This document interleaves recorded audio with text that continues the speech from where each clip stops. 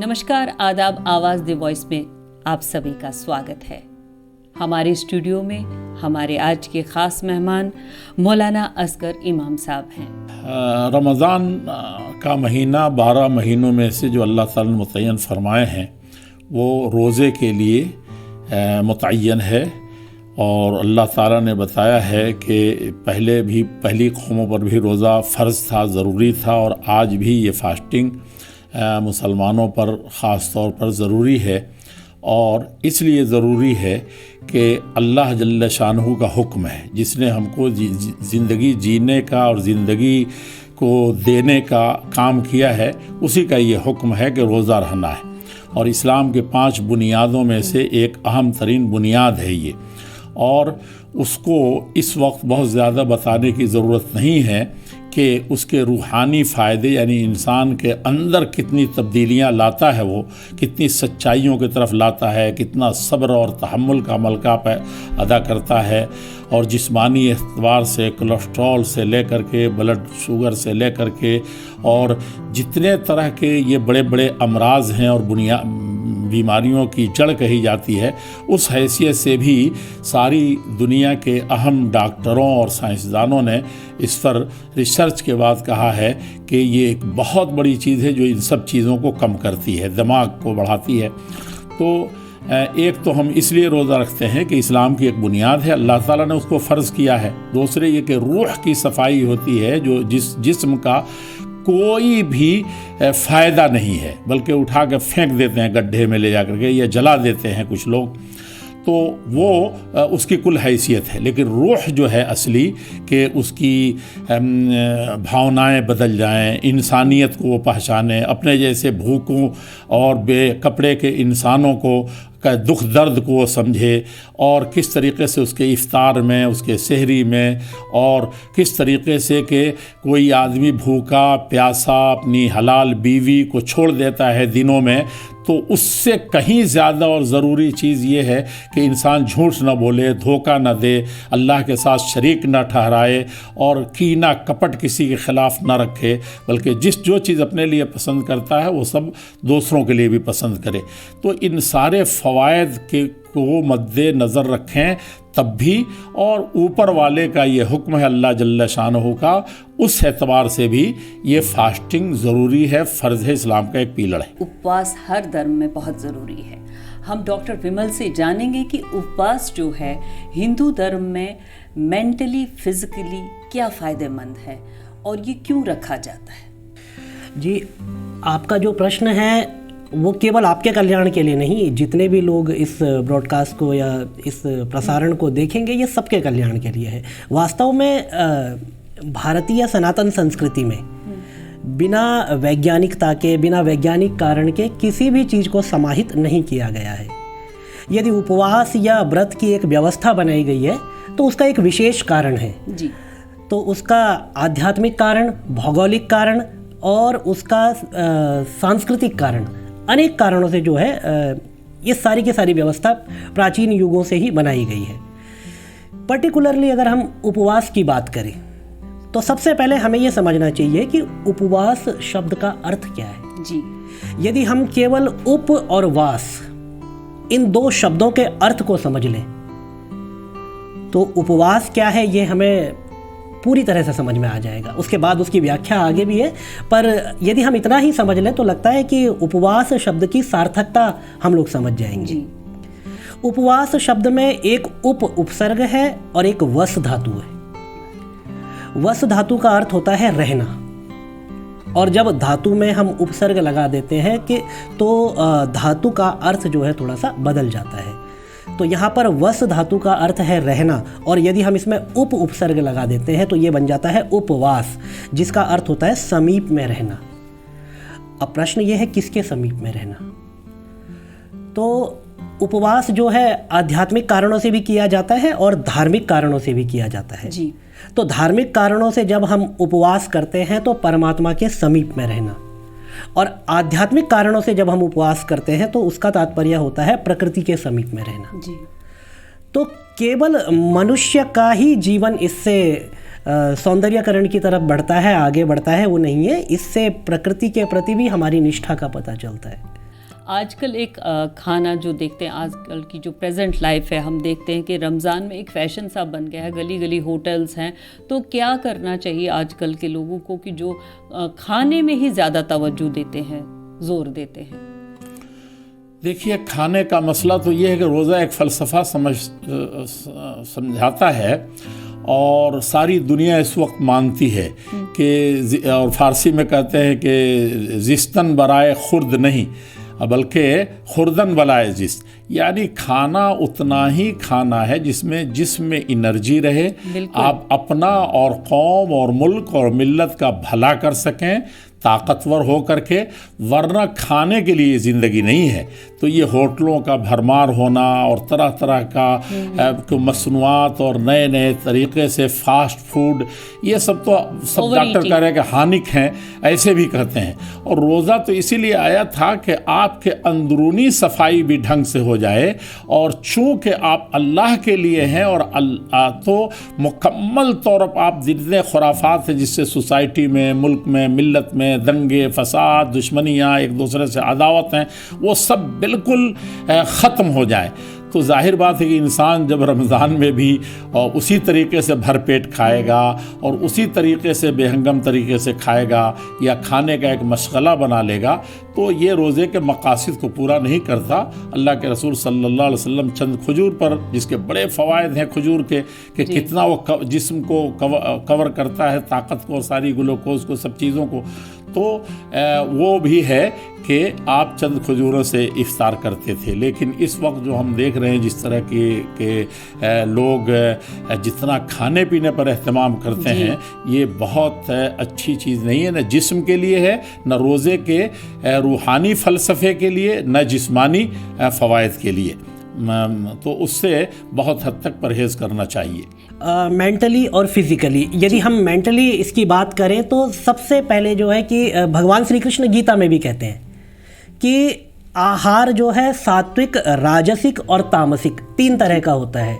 और यदि आप इसकी मीमांसा करेंगे, इसके बारे में बात करेंगे, तो आप देखेंगे कि कहीं ना कहीं उपवास इन्हीं के बीच में से निकल करके आता है, क्योंकि जैसा होगा भोजन उसी तरह से व्यक्ति की प्रवृत्तियां काम करने लगती है। और यदि इसके हम शारीरिक पक्ष की तरफ जाएं कि हम देखें कि शरीर को इससे क्या मिलता है, तो निसंदेह आप विज्ञान को उठा करके देखिए। विज्ञान भी कहता है कि हमारी जो अंदर की इंटेस्टाइन होती है उसको क्लीन होने के लिए कितने दिन की आवश्यकता होती है। स्टोमक, हाँ, जो भी उसके अंदर विकार होते हैं उसको पूरी तरह से क्लीन होने के लिए, उसकी स्वच्छता के लिए कितने दिन हमें चाहिए होते हैं। और उसके बाद आप केवल नवरात्र को उठा करके देख लीजिए, ये जितने दिन विज्ञान मांगता है उतने दिन हमारे महर्षियों ने नवरात्रे के रूप में दे दिए। और प्रत्येक महीने में आप देखिए कुछ ना कुछ ऐसा पर्व आता है, कोई त्योहार आता है। 1 या 2 फास्ट तो होते ही होते हैं, 1 या 2 फास्ट होते हैं, बिल्कुल। और इसका सामाजिक कारण भी है। याद कीजिए 1962 का वह युद्ध, जब राजेंद्र प्रसाद जी ने पूरे देश से निवेदन किया था कि समस्त देशवासी 1 दिन का हफ्ते में फास्ट रखें। तो परिस्थितियां भी कुछ ऐसी रही प्राचीन काल में, सामाजिक परिस्थितियां भी कुछ ऐसी रही कि फास्ट की आवश्यकता थी। और यदि सामाजिक कारण को 1 मिनट के लिए हम छोड़ भी दें, उस पर बात ना भी करें, यदि हम केवल आध्यात्मिक या धार्मिक कारण पर बात करें, तो आध्यात्मिकता को, या यूं कहिए आध्यात्मिकता का चोला उड़ा करके, ये मनुष्य के स्वास्थ्य के लिए किया गया हमारे ऋषियों के द्वारा एक महनीय प्रयास है जी, आत्मा की शुद्धि के, आत्मा की शुद्धि के लिए, शरीर की शुद्धि के लिए। क्योंकि महाकवि कालिदास लिखते हैं, शरीर माध्यम खलु धर्म साधनम। महर्षि याज्ञवल्क्य कहते हैं कि आत्मा वा अरे द्रष्टव्य, श्रोतव्य, मंतव्य, निदिध्यासितव्य। आत्मा को देखना चाहिए, आत्मा का मनन करना चाहिए, श्रवण करना चाहिए और निदिध्यासन करना चाहिए। लेकिन क्या आप आत्मा को दिखा सकते हैं? कहाँ पर है? आत्मा स्वयं कुछ नहीं कर सकती, उसके साथ में शरीर का होना आवश्यक है। बॉडी के थ्रू ही जब तक शरीर स्वस्थ नहीं रहेगा तब तक आप परमात्मा की प्राप्ति तो छोड़िए, अपनी डेली लाइफ के कार्य ठीक से नहीं कर सकते। इसीलिए महाकवि कालिदास लिखते हैं, शरीर माध्यम खलु धर्म साधनम। और इस शरीर की पुष्टि सबसे ज़्यादा आवश्यक है। और शरीर की पुष्टि के लिए जो व्रत उपवास का नियम बनाया गया, भोजन आदि की व्यवस्था बनाई गई, इसीलिए ये सभी उपवास जो है समय समय पर आए। अच्छा, केवल ये नहीं है कि उपवास आए और आपने उसमें भोजन को छोड़ दिया, क्या खाना है क्या नहीं खाना है ये भी विधान किया गया। और आप देखेंगे उसको कि आध्यात्मिक दृष्टि से जो उसमें विधान किया गया वो एक अलग चीज़ है, लेकिन एक बार आप रिसर्चर बनिए, एक बार आप शोधकर्ता बनिए और फिर उस भोजन की जो सूची है उस पर नज़र डालिए। मौसम के हिसाब से उपवास में खाने की बात कही गई, मौसमी फल, हाँ मौसमी फल, ये सब चीज़ें, क्योंकि शरीर के लिए क्या आवश्यक है उसके अनुसार ये व्यवस्था बनाई गई है। तो तभी परमात्मा का जो निकट में रहने का जो हमारा ध्येय है, उपवास शब्द जो है, तभी सार्थक हो पाएगा। जैसा कि हम देखते हैं कि सभी धर्मों में दान पुण्य और मुस्लिम्स में ज़कात दी जाती है, रमज़ान में ज़कात क्यों दी जाती है और किस किस को दी जाती है? क्या नॉन मुस्लिम्स को ज़कात देनी चाहिए? देखिए, ज़कात आपने लफ्ज़ कहा है और रमज़ान का नाम ले लिया है, तो मैं थोड़ा सा बता देना चाहता हूँ कि ज़कात जो जैसे रोज़ा फ़र्ज़ है 1 महीने का, उसी तरह से किसी के पास भी अगर 52.5 तोला चांदी हो या 7.5 तोला सोना या उसके बराबर की मालियत की उसके पास नकदी माल है, रुपया पैसा है, तो उस पर ज़कात वाजिब हो जाता है। अगर 1 साल ज़कात ज़रूरी है, ज़कात ज़रूरी है, तो उसके लिए मुतय्यन ने उस पर साल जैसे ही, अगर मैंने रमज़ान के बाद वो पैसा कमाया है यानी शव्वाल में, और उस पर साल गुजर गया तो वो हमारे पास पैसा है तो उसी वक्त फ़र्ज़ होगा, रमज़ान में फ़र्ज़ नहीं होता है। अच्छा। तो ये बात साफ़ होनी चाहिए। लेकिन लोग चूँकि रमज़ान में उनके रूहानी आत्मा के अंदर बड़ी सफाई होती है और उस वक्त बहुत एक कुरान बहुत पढ़ते हैं, लोगों का बड़ा ख्याल रखते हैं, तो इसलिए लोगों ने एक ज़्यादा से ज़्यादा बनाया कि हम रमज़ान में दें। वर असल जो ज़कात है इस महीने की वो ये है कि रोज़ा में लाख ये के बावजूद, जैसे आपने इशारा किया, खाने पीने में लोग वो कर रहे हैं, और जो रोज़े का असल मसला, असल रूह है कि आप तमाम बुराइयों से बच जाएं, तमाम कीना कपट से दूर हो जाएं, हर तरह के समाजी बुराइयों से ऊपर वाले का हक जो उसकी हक तलफी होती है, शिर्क से लेकर के या एक अदना इंसान का, एक अदना चींटी का, तो उन सब चीज़ों के बरतने में इंसान है, खामी रह जाती है। तो उसमें यह बताया गया कि ज़कातुल फित्र यानी वो ज़कात जो रोज़े को पाक करने के लिए अब थोड़ी मोड़ी जो कमी वाक़े हो गई है उसको भी दूर कर दे। और ख़ास तौर पर यह है कि ईद के दिन जो गरीब गुरबा होते हैं उस दिन भी वो मांगने से, अगर हाथ फैलाने से नहीं बच सके तो हमारे रोज़े का क्या फ़ायदा है। तो इसलिए वो एक 2.5 किलो निकालते हैं उस दिन। तो उस दिन कोई भी ऐसा फ़कीर नज़र ना आए, वो भी खुशी में शरीक हो और नमाज़ पढ़ने जाए, और किसी तरह की उसका भी पेट भरे, वो भी खुशियों में शरीक हो जाए। और उसमें से ये मुसलमानों को हुक्म हुआ है, हमारे नबी सल्लल्लाहु अलैहि वसल्लम जब नबी नहीं बनाए गए तो उस वक्त भी, बाद में भी आपने देखा, एक कैदी इंसान हो या एक भूखा इंसान हो, उसमें कभी आपने नहीं देखा कि कौन जात पात, कोई धर्म का कोई आदमी तो थी नहीं, और नॉन मुस्लिम सब एक तरह से उनके सामने इस्लाम आया ही नहीं था, इस्लाम कबूल ही नहीं किया था। हालांकि आप कहते थे, आपकी बीवी जब घबराए थे कि ये काम तो बड़ा है, कैसे होगा, जब नबी बनाए गए तो कहा कि आप तो गरीबों को पालते हैं। कौन से गरीब थे मक्के में?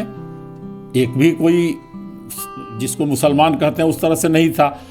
और कहा कि आप सारे मुसीबत में लोगों के काम आते हैं, आप जिसका कोई कमाने वाला नहीं, कमा के खिलाते हैं। तो मामला ये है, कैदियों का जिक्र आया कि भाई वो तो बहुत अच्छे लोग हैं, आप कहा कि आप तो कैदियों को भी खाना खिलाते हैं जिसका कोई पूछने वाला नहीं होता वहाँ, तो उसका भी ख्याल रखते हैं। कहने का मतलब ये है कि यहाँ भूखा इंसान जहाँ कहीं भी हो उसके लिए बहुत ज़्यादा उभारा गया है कि यहाँ तक है कि कोई पड़ोसी हो और भूखा हो तो तुम्हारा रोज़ा, तुम्हारा नमाज, तुम्हारी ये चीज़ें कबूल ही नहीं होंगी। और उसमें नहीं बताया गया कि मुसलमान हो और क्या हो, बल्कि अल्लाह के नबी सल्लल्लाहु अलैहि वसल्लम ने तो ताकीद की। और आपके सहाबा देखता था कि कहते थे कि भाई घर में आज कुछ नहीं है, फिर भी अगर थोड़ा सा ये कर रहे हो तो शोरबा और पानी डालो ताकि पड़ोसी के यहाँ कमी न पड़ जाए। तो ये सब सिखाया है इस्लाम ने कि इन्फाक पर, ज़रूरतमंदों पर खर्च करने में तफरीक नहीं है। फास्टिंग के साथ साथ में एक हिंदू धर्म में दान पुण्य होता है, तो वो करना ज़रूरी है। और क्या दान पुण्य सिर्फ मतलब अपने हिंदू धर्म के लोगों को ही दिया जाता है या नॉन हिंदूज को भी दिया जाएगा, दान पुण्य करना चाहिए? दोनों ही प्रश्न आपके अपने आप में ऐसे हैं कि दोनों ही प्रश्नों का यदि उत्तर दिया गया तो इस पर ग्रंथ लिखे जा सकते हैं। फिर भी मैं प्रयास करूंगा कि अपने शब्दों को समेट करके, तो सबसे पहला प्रश्न आपका ले लेते हैं कि मेडिटेशन योग के लिए एक बहुत ही सुंदर उदाहरण जातक कथाओं में और बौद्ध साहित्य में मिलता है कि आनंद आदि 4 शिष्यों के साथ गौतम बुद्ध कहीं ठहरे हुए थे, श्रावस्ती वैशाली की तरफ कहीं। तो बुद्ध ने उन दिनों भोजन का त्याग कर दिया था ज्ञान की प्राप्ति के लिए, और जब भोजन का त्याग कर दिया तो किसी भी अवस्था में अपने परम सत्य की खोज में बुद्ध बैठे हुए थे। तभी वहाँ से कुछ महिलाएं निकली और महिलाओं का जो पानी लेकर के वो जा रही थी, अपना मटका लेकर के जा रही थी। तो प्रायः परंपरा रही है कि पनघट से जो महिलाएं जाती है कुछ ना कुछ गुनगुनाते हुए जाती है। तो वो एक गीत गुनगुनाते हुए जा रही थी। गौतम बुद्ध ने वो गीत सुना। गीत का भावार्थ, गीत तो मुझे अभी याद नहीं है, गीत का भावार्थ इस प्रकार था कि वीणा की तार को इतना भी न खींचा जाए कि वह टूट जाए, और वीणा की तार को इतना भी ढीला न छोड़ा जाए कि उसमें से राग न बज पाए। अब ये जीवन भी राग है। इस जीवन के राग को अगर बजाना है, और बजाना तो क्या, कोई भी आकर के ढोल पर थपकी मार दे ढोल बजने लगता है, लेकिन उसको बजाना नहीं कहते। यदि इस जीवन के राग को नियमों के अनुसार बजाना है तो सबसे पहले बुद्ध ने क्या किया, इस गीत को अपने जीवन में उतार लिया। उन्होंने कहा कि शरीर के लिए भोजन इतना भी ना किया जाए कि ये शरीर फिर किसी काम का ना रह जाए। ओवर ईटिंग ना की जाए कि फिर आलस आ जाए, उसमें फैट बढ़ जाए और फिर हम कुछ ना कर पाए। और इतना भी भोजन का त्याग ना किया जाए कि फिर हम कुछ करने के लायक ही ना रहे। तो इतना व्यक्ति को लेना चाहिए जितना कि उसका धर्म का जो मार्ग है वो कभी बाधित ना हो। और यदि व्यक्ति इसको लेकर के चलता है तो फिर वो योग की जो साधना है, योगश्चित्त वृत्ति निरोधा, ये योग का लक्षण है कि चित्त वृत्तियों का निरोध करना योग है, चित्त वृत्तियों को रोकना योग है। तभी तो व्यक्ति तदाद्रष्टु स्वरूप अवस्थानम, अपने स्वरूप का साक्षात्कार कर पाएगा, या फिर संप्रज्ञात और असंप्रज्ञात समाधि से जाकर के अपने शरीर की पुष्टि कर पाएगा। आत्मा की सेवा कैसे कर पाएगा? बिल्कुल नहीं कर सकता। और दूसरा, यदि कोई व्यक्ति भूखा बैठा हुआ है, वो क्या योग करेगा, किस तरह से योग करेगा? भूखे भजन न भये गोपाला, ले जा अपने कंठी माला। तो वास्तव में योग के लिए भी अब जो योगा सेंटर हैं या जो भी हैं, वो कभी भूखे रहने की वकालत नहीं करते। वो कहते हैं कुछ ना कुछ अपना, उनका डाइट चार्ट होता है, उसको लेकर के चलते हैं, क्योंकि उन्होंने तो इस बात को समझ लिया कि शरीर माध्यम खलु धर्म साधनम, कि अगर शरीर को आध्यात्मिक मार्ग पर लगाना है तो हमें कुछ ना कुछ तो लेना पड़ेगा। लेकिन उनका डाइट चार्ट होता है, इसीलिए उसका नाम डाइट चार्ट है कि उसमें ओवर ईटिंग भी नहीं होती है, कंसंट्रेशन भी नहीं फिर बैठेगी। हाँ, बिल्कुल भी हो ही नहीं सकता, क्योंकि जब तक शरीर स्वस्थ नहीं है तब तक मानसिक स्वास्थ्य आपका ठीक नहीं हो सकता। तो रमज़ान का समाजी पहलू क्या है?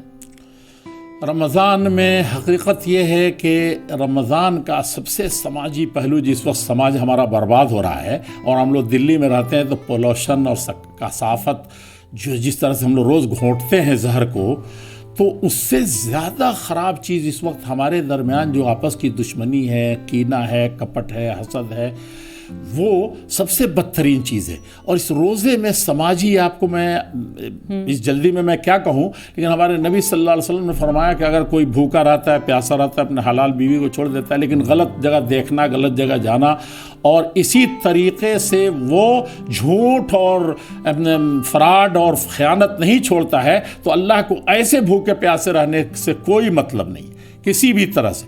आप सोच सकती हैं कि हमारी सोसाइटी की सबसे बदतरीन चीज़ इस वक्त है एक दूसरे को नीचा दिखाना, तकब्बुर करना, घमंड से चलना, हकीर समझना और बुराइयां करना, गाली देना और दुश्मनी पालना, अमन व शांति को भंग करना। तो ये आप मोटा मोटी समझें, वरना उसके समाजी पहलू में तो ये है कि आप इफ्तार करते हैं तो कोई दूसरे इंसान को आप इफ्तार करा दें। आप भूखे हैं तो दुनिया में कहाँ भूखे हैं उनके दर्द को महसूस करें। प्यास से तड़प रहे हैं तो कितने लोग मीठे पानी और ठंडे पानी और सेहतमंद पानी को छोड़ो, सही आम पानी के लिए भी तरस रहे हैं। तो ये बताइए कि एक इंसान जो राजा हो, जो बादशाह हो, जो वज़ीर आज़म हो, और वो जब भूखा हो और भूख की शिद्दत को महसूस करे तो अपनी जनता को, अपने पड़ोस को, अपने मुआशरे, सोसाइटी को कितना महसूस करेगा। तो उसके समाजी पहलू बहुत हैं। एक बात मैं कहता हूँ, अल्लाह के नबी सल्लल्लाहु अलैहि वसल्लम ने फरमाया था कि मैं मुख्तसर बयान कर रहा हूँ, हदीस में है कि फ़इन रोज़ा अपने आप पर मुकम्मल कंट्रोल, सिर्फ खाने पीने से नहीं, हर बुरी चीज़ से। तो जब तुम जायज़ चीज़ से जब अपने आप पर कंट्रोल कर लिए, तो जो हर वक्त ना जायज़ है, बुरी चीज़ है, उससे कैसे नहीं करोगे। तो फ़इन क़ातलहु, अगर कोई बिल्कुल लड़ाई झगड़ा और क़त्ल पर उतर आए और ख़ासमहु या फ़ाजरहु, साबहु, गाली गलौज ऐसा दे रहा है कि जोश दिला रहा है, तो कहा, वो कह दे कि इन्नी इम्रुउन साइम, मैं तो अल्लाह के लिए अपने आप को बिल्कुल कंट्रोल करके रखा हूँ, तुम जो कहना है कह लो, बल्कि इतना भी ना कहे, वो बिल्कुल इतना कह करके कि मैंने आज फास्टिंग में हूँ, मैं किसी चीज़ का जवाब नहीं दे सकता। तो ये समाजियात के जितने बुराइयां हैं, उनको हकीकत में आत्मा के अंदर, आत्मा को दुरुस्त करके वो जब दुरुस्त हो जाए आत्मा, तो ये तो जिस्म तो बहरहाल एक बर्तन है, और असल चीज़, असल डायनेमो, असल क़ुव्वत तो ये रूही है उसके अंदर।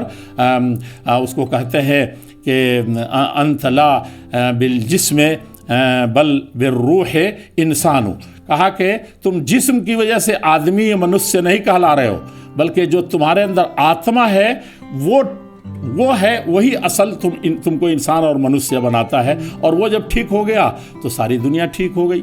देखिए, दान पुण्य का एक विशेष महत्व है। तो पहले पार्ट पर हम, इसका जो फर्स्ट पार्ट है उस पर बात करें कि दान पुण्य हम क्यों करते हैं।